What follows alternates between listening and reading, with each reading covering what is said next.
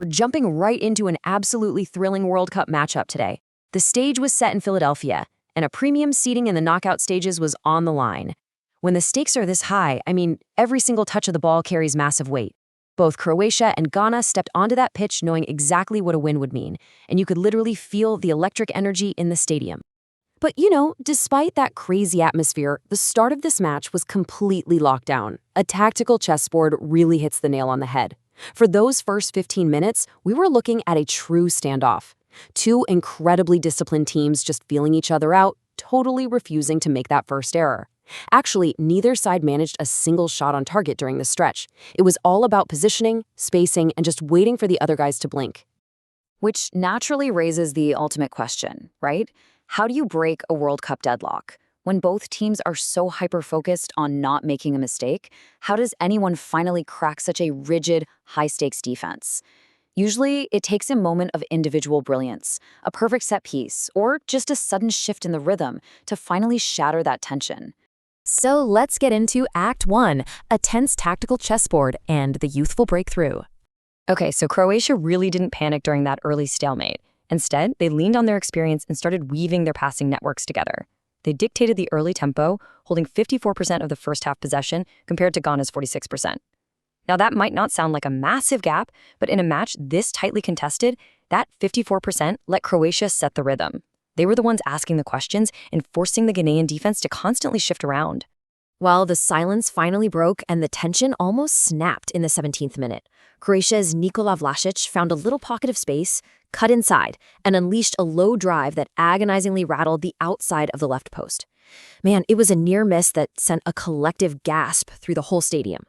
But more importantly, it was a clear warning shot. An imminent breakthrough was definitely on the horizon. And that brings us to this massive number, 30. The actual breakthrough arrived in the 31st minute, and it started from nearly 30 yards out. When you're playing against a tightly packed defense, sometimes you've just got to bypass the penalty area entirely and take your chances from distance.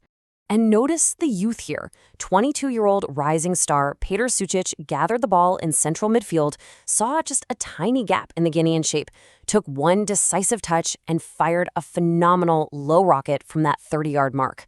It flew right through a crowd of defenders and zipped straight into the bottom left corner. The goalkeeper was completely stranded. Just a spectacular strike from the young talent to put Croatia up 1-0 at the break.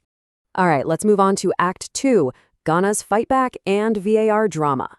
The Black Stars absolutely were not about to go down quietly. They came out of halftime with serious urgency and relentlessly stretched the Croatian defense. The whole tactical chessboard idea tossed right out the window. They injected so much pace and aggression. First, Antoine Semenyo started making these quick, darting runs to pull defenders out of position. This pressure finally paid off in the 73rd minute. Ernest Numa whipped in a beautiful free kick, and Derrick Luckassen managed to sneak behind the defense at the back post, side-footing a remarkably clinical finish into the net.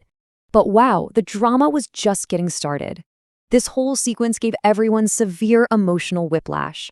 First, the linesman's flag immediately goes up for offside, instantly silencing a completely erupting stadium. Then, we get into this tense, agonizing, minutes-long VAR review, where everyone is just holding their breath. And finally, the decision is miraculously overturned. Luckassen is ruled onside, the score is officially leveled at 1-1, and the stadium just explodes all over again. Which brings us to Act 3. The ageless Maestro steps up. Right after a spectacular fingertip save by Ghana's goalkeeper, the match was completely hanging in the balance. Less than 60 seconds after that save, in the 83rd minute, Croatia earns a crucial corner kick. And stepping up to the flag is a 40-year-old veteran. In a game that was defined earlier by a 22-year-old's rocket, it's now suddenly up to the oldest man on the pitch to deliver. You really have to appreciate the sheer precision here. 40-year-old Luka Modrić steps up and delivers this trademark outswinging cross right into the absolute heart of the box. His delivery was so perfect that it allowed Nikola Vlašić, the same guy who hit the post in the 17th minute, to completely escape his marker. Vlašić rises highest and guides a precise header off the inside of the left post and into the net, clutching a 2-1 lead. And this wasn't just a game winner, it was actually a massive piece of history. With that stunning delivery, Luka Modrić officially became the oldest player on record to provide an assist at a FIFA World Cup. It's such a profound milestone, right? and it perfectly contrasts with the youthful energy of their first goal scorer. It just proves that world-class vision truly doesn't age. Now, Ghana didn't surrender. They mounted these desperate late surges, including a wild stoppage time effort from Abdul Fatabu that definitely had Croatian fans holding their breath.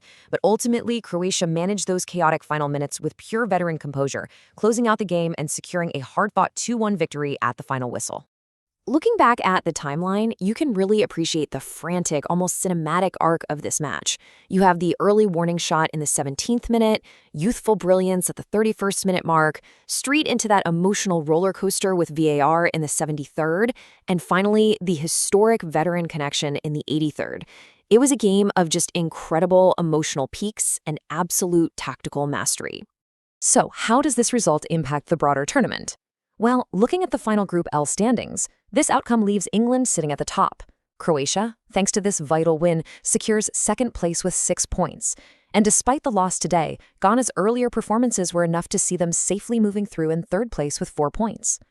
Since both of these incredibly talented teams are advancing to the round of 32, their journeys are definitely far from over. On one side of the bracket, Croatia is heading into a massive blockbuster showdown against Portugal up in Toronto. On the other side, Ghana is dusting themselves off to battle a really fierce Colombian squad. The stakes are literally only getting higher from here. Which leaves us with a pretty fascinating question as we wrap up. We've seen their incredible tactical discipline, their explosive young talent, and of course that historic, ageless mastery when the pressure is maxed out. But does Croatia have the perfect formula to conquer the round of 32 and go all the way? Well, the whole world is going to be watching to find out. Thanks so much for joining me today.